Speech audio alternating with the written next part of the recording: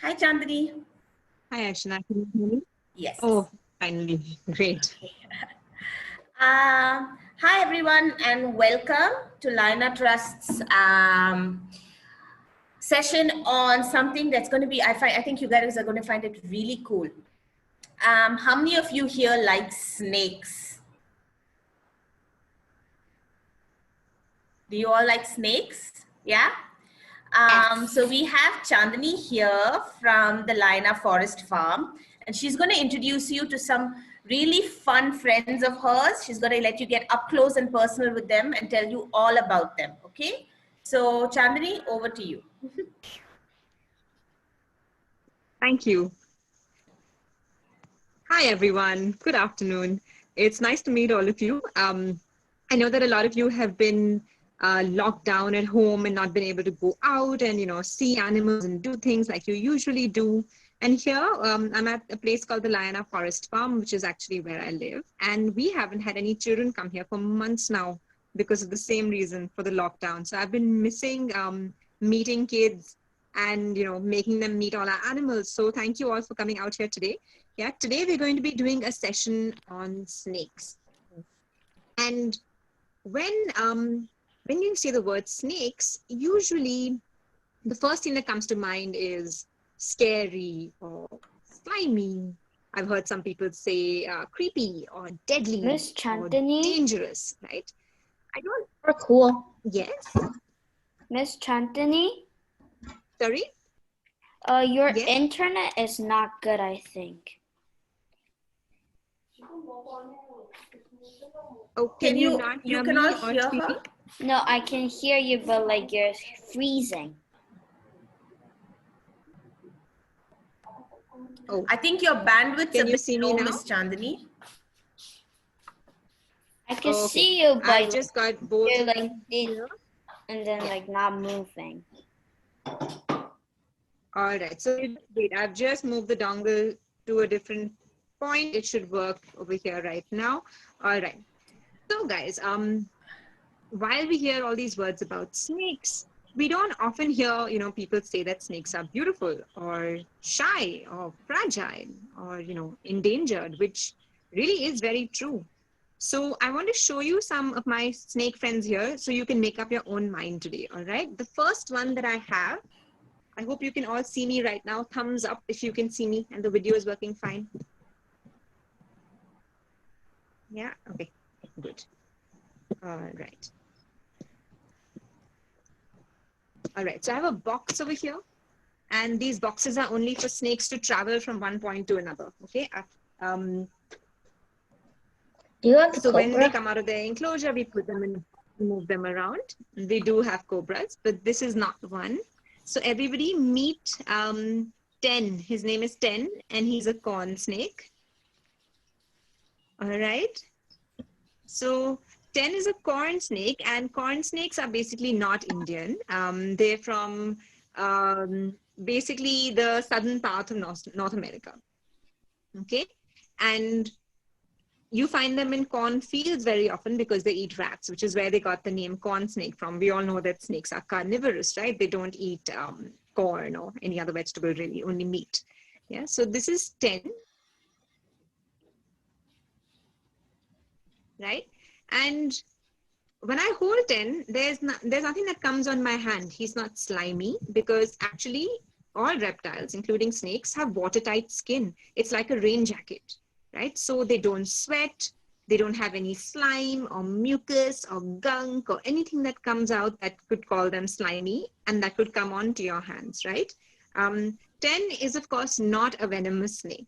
Okay, otherwise I wouldn't be holding him in my hand like this because just the same way as you don't go into a forest and hug a tiger or go and pet a wild elephant, you don't go and touch venomous snakes, right? It's just a silly thing to do when you get to try. Again, not a great idea. Yeah. So you don't want to do things like that. And so similarly, and the cheetah definitely doesn't want to be ridden. So the same way, you don't want to go and handle, wrangle, do anything to a venomous snake unless you really are working with the animal, in which case there are safe ways to hold them using different equipment, right? Which is something we can talk about later. So 10 is completely non-venomous. He's actually less harmful to me than a puppy. So, you know, a small puppy on the street could be carrying rabies, could be carrying many diseases that, you know, we can get from the puppy. And when a puppy bites us, we don't really care. It's just a tiny little, you know, maybe a tiny cut or a scratch that we get, right? But it's the same with 10. If he was to bite me, it would be like a thorn poking my hand. That's it. It wouldn't even hurt very much. In fact, if I pulled my hand away too fast, I would break his teeth, because snakes are actually very fragile. They're very delicate. If I dropped him, it could break his bones. If I pulled him, that would hurt him.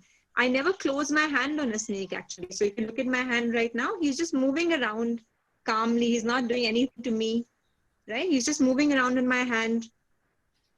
He's smelling the air with his tongue. That's how they smell. Yeah. So snakes have these really cool features, like they're able to take particles from the air and get the smell. So they can even smell water. Yeah, which is a lot better than what we can do. So I'm going to put 10 back right now. If any of you have questions, just add them in the chat box, and then Miss Chandani will be able to answer them at the end. Yeah. So I'm going to talk to you about if 10 is, you know, not dangerous at all, and if a puppy can cause more damage than 10 can, then why are people so scared of snakes, right?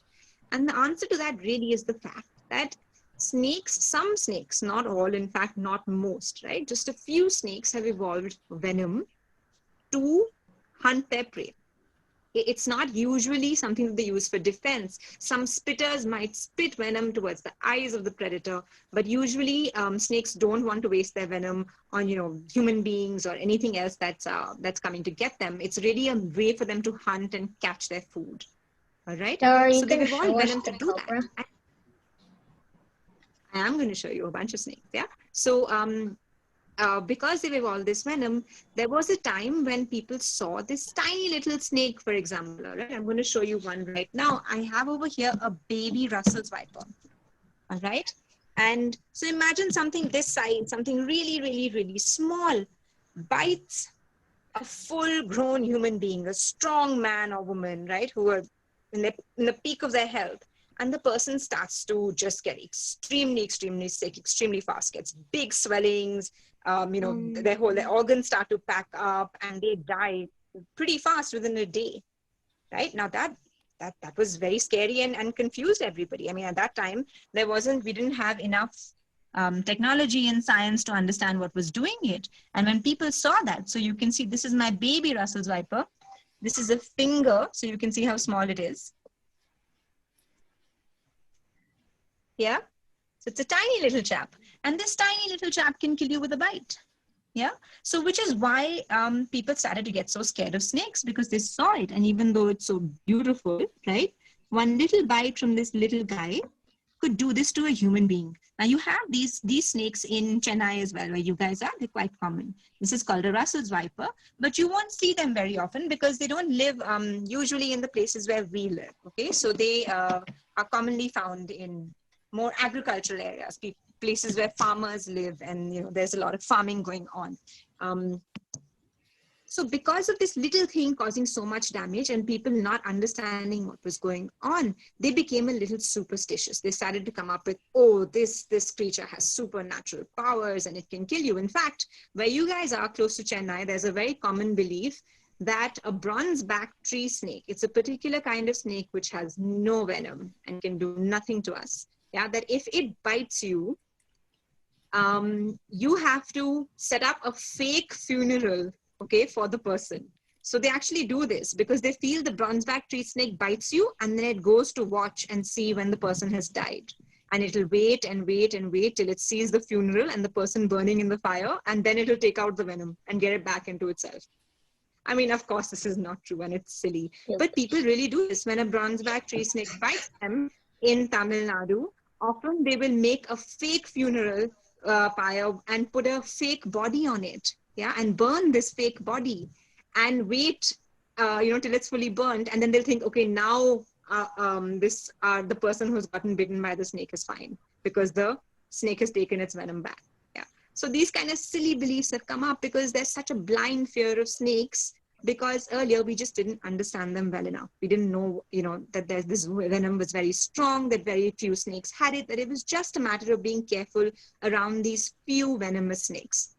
Okay, let me show you another very beautiful snake who's come to meet you guys today. This one is called baby corn. So it's the same kind of snake that you just saw, right? But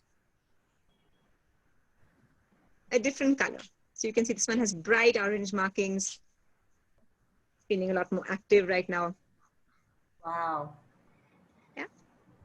But sometimes when you see snakes on TV, they're lashing out, they're moving super fast, they're striking at people, they're trying to bite. On National Geographic, I've seen like snakes and like black mambas and stuff attacking and. Exactly. So you know what? That's a common thing on TV. So if I was to go on TV and I was to say, look, this is a really calm snake which is doing nothing, well, no one wants to watch that, right? That's boring TV. What's very exciting is to watch a snake striking and lashing and looking very dangerous. Also, it makes the person look a bit like a hero, doesn't it? Yeah, that he can handle such a dangerous snake. Well, the truth is, I'm going to show you some of the venomous snakes, and Jerry, who heads up the center here, is going to be holding them and showing you how they're handled. And you'll see the same snakes, those mambas and cobras, and the same snakes that you see on Nat Geo, which are lashing away. They're completely different animals if you don't scare them. So if you just handle them well, they don't do any of those things really. Yeah, it's about, in fact, for television, often you have to actually make the snake scared and stress it out for it to do those things. So people will actually trouble the snake to make it do that. Yeah, that's the sad fact. All right. So what happened after these beliefs came about? So people saw this little bite happen and someone died. So they tried to figure out all these different ways to cure snake bite. Okay. Now, of course, now we know that the only way to cure snake bite is to have anti-venom. All right. So you take a little venom from the snake, you inject it into a horse or a mule or a different kind of animal. Yeah.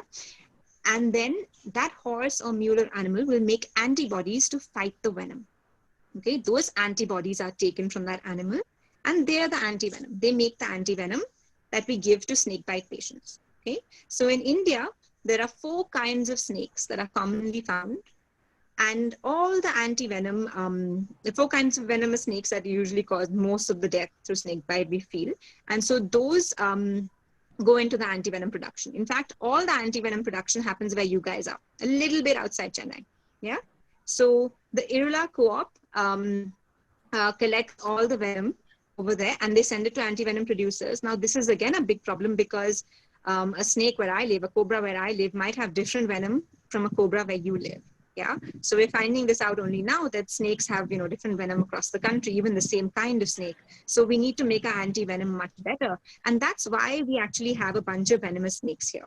Okay. We have a whole lot of venomous snakes over here because we are producing venom, which means extracting venom from the snake and providing it free to anti-venom producers so that they're able to make a better anti-venom and give it at lower costs to people in the market. Yeah, they don't have to sort of increase the cost too much because it's good quality, but we're not charging them for it. And it'll be made at WHO standards, at really high standards, where the venom is still really the same as it would have been, inside the snake. It should be of good quality for them to make a good anti-venom. All right. Now, let me take you to the room where all these venomous snakes are kept, and you can have a look at a couple of them. Just a second. Chandni? So this is one of the spaces. Yes. Hi, your bandwidth is still a bit low. Is there any way you can move your dongle with you somewhere so that your video is a little less stalled? Is it still stalled? Okay, just 1 second. Yeah. Your audio is perfect.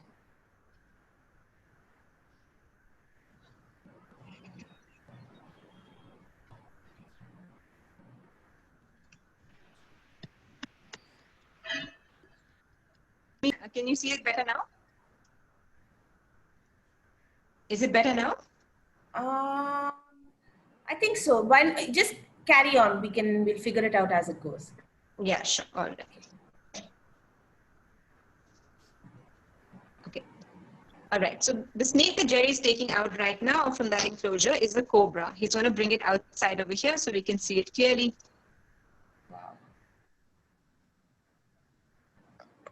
And have a look, guys. This is a spectacled cobra. You can see the hood, right?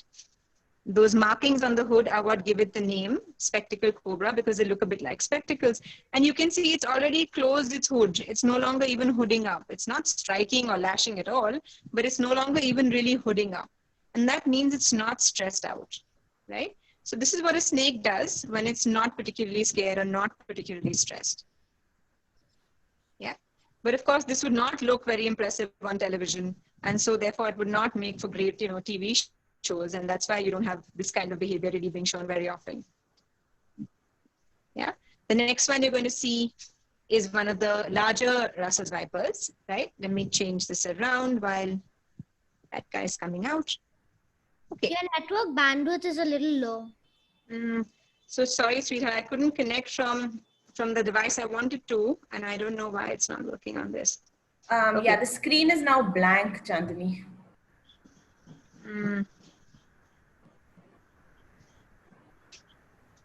All right.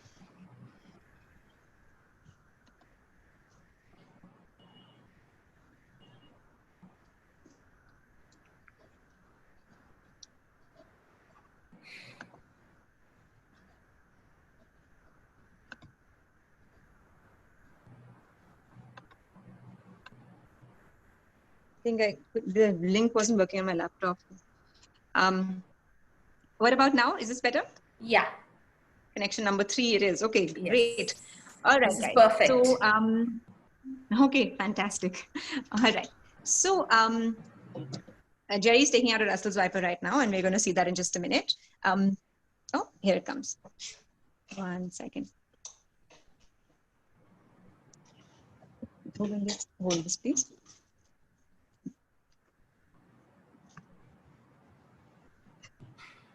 There we go. Wow. Okay.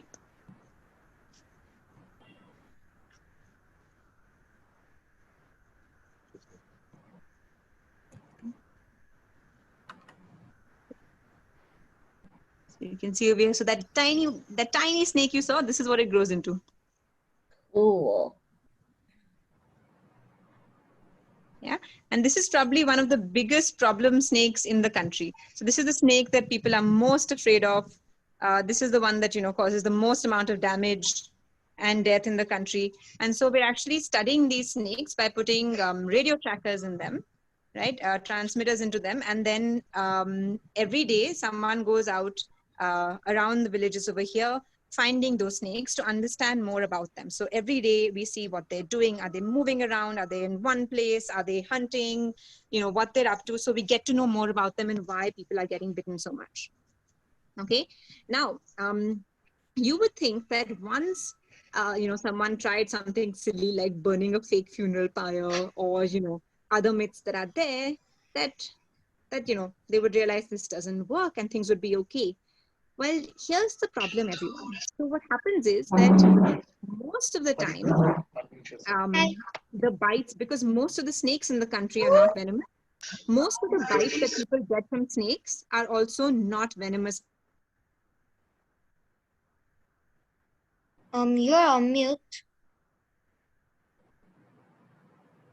So, and when a snake bites somebody and the snake is not venomous, there's really nothing you need to do.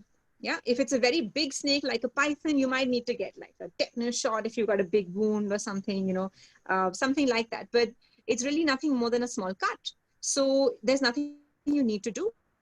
Now, people, find that a little, if you get bitten by a snake, they find it very upsetting if the doctor doesn't do anything. So in India, we do all kinds of funny things to make them feel better. The worst thing I've heard by far in superstitions that people use to cure snake bite is the chicken bum solution. Yeah.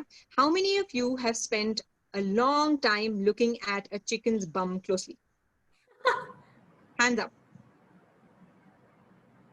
None of you? No? It's not a hobby of any of yours? Okay. So of course you haven't. I haven't. But someone did. Someone did look at a chicken's bum really closely. and they realized that it opens and closes a lot. Okay. And for some reason, when they saw it opening and closing a lot, they thought, this is the perfect thing to cure snake bite, to suck out the venom from the bite of a snake. No jokes. Yeah. And so even now in Maharashtra, this is not a 1 or 2 time thing. People do this, often, where if someone gets bitten by a snake, they take a chicken, they pluck out the feathers of the bum and they place the bum on the wound, on the bite site. And they think that the opening and closing of the chicken bum is going to take out the venom from the person. Right now, I know that sounds ridiculous, but why does that keep happening? Even though obviously it's going to fail. Well, for one, because most bites are not venomous, right? So in all those cases, it's 0.1 for chicken bum. See, we put the chicken bum there and the person is fine. Well, the person was fine anyway, but they don't know that, right? So that's 0.1 for chicken bum. Then there are cases when the person says, no, I saw the snake, it was a cobra.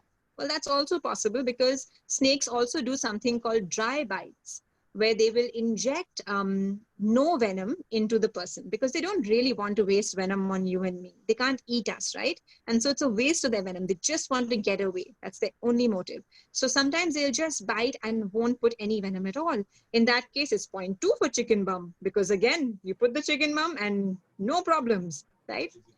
Then there are cases when the snake puts sublethal doses, which means the amount of venom can't actually kill you, right?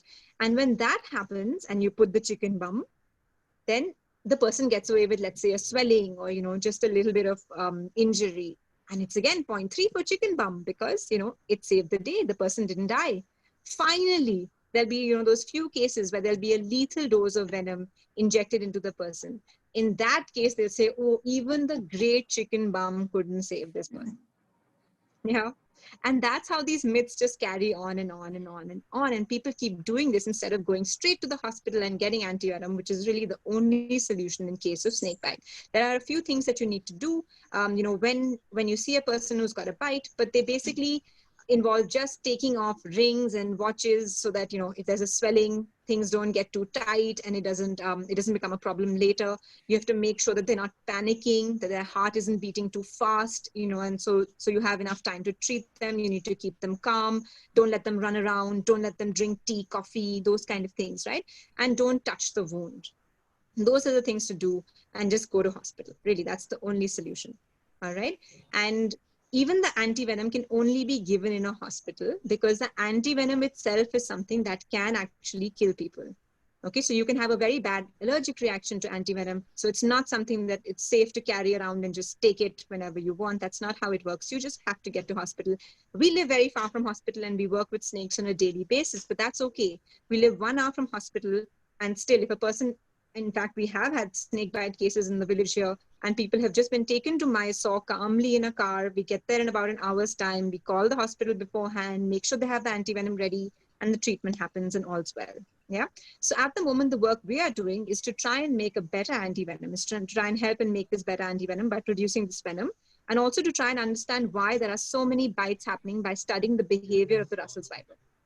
All right. And this will hopefully help us reduce the number of bite cases and reduce the number of these myths, and therefore also reduce the number of people just going around killing snakes, which can be completely harmless to us. If you have a rat snake or a vine snake or a bronzeback or any of these cool chaps in your garden, you know what you should do? You should give it a name, and that's it.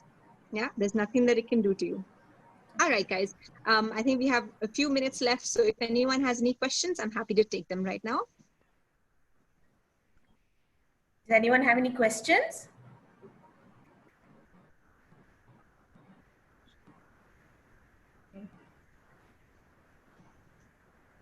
It looks like Burke has a question. Yeah.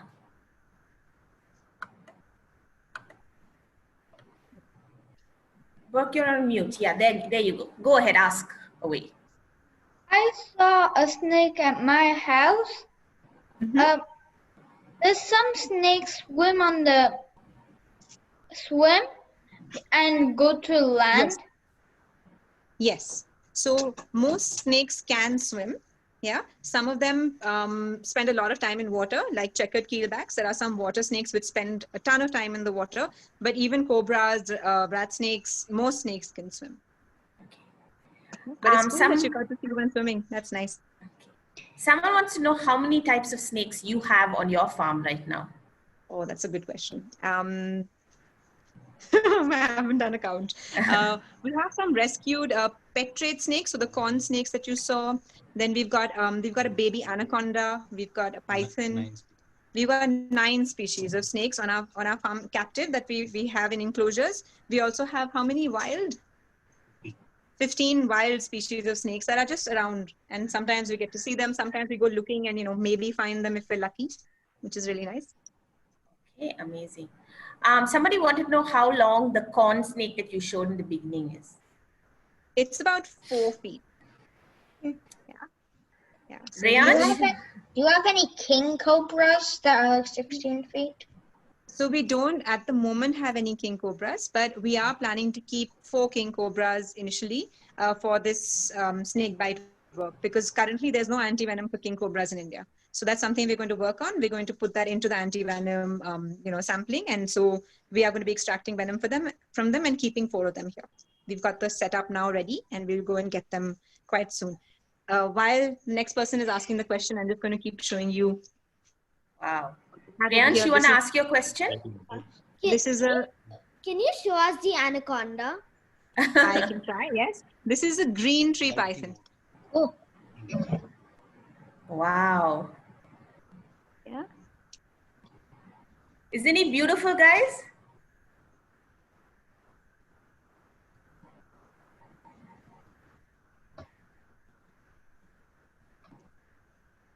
There we go.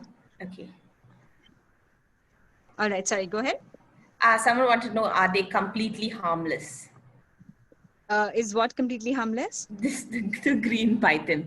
The green tree python. So pythons also do not have venom. They have significantly stronger than some of the other snakes because they grow a lot larger as well, right? So depending on the size of the snake. Chandani, your bandwidth is down again. Sorry. You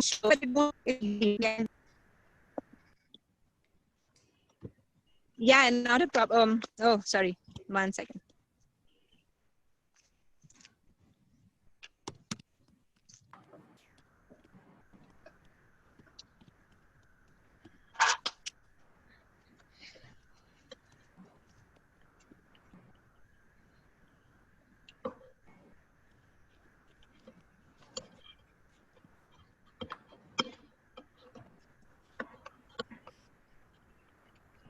Can you see me now? Yes. All right. There are many requests to see the anaconda. Yes, I'm trying to head there now. I'm trying to. Let's see if this internet holds where we're going. Okay. We're almost out of time, so if we can see the anaconda before we say goodbye, that would be amazing. Yep, I'm just headed towards it. If there's any other questions, I'll take them while we're walking. Okay. And any other question, guys? You can just unmute yourself and ask. I just want to see the anaconda. Okay. Yes. All right. So the one we've got is actually a baby anaconda. Yeah. And when he came to us, he was in very bad shape. Okay. So it had gotten an infection and basically had blisters all over its body. It had to be given treatment every single day. So we had to put cream on it, had to give it antibiotic injections every day, had to force feed it. It wasn't eating. So it had to be given like things like small mice that had to be pushed all the way down into its throat. Yeah, so it was very uncomfortable for both the snake and us, really. It was horrible because it was in really bad shape. And that's what happens when people, go and get pets, which they're not quite ready to keep or don't know how to keep, really. So snakes, while they're quite easy to care for, if you've been working with them for a while, you do need to first learn how to keep them.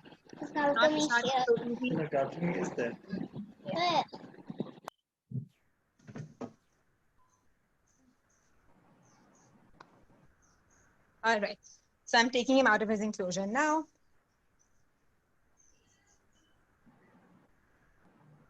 And this one, guys, you can see, while he looks really big right now, this is just a baby.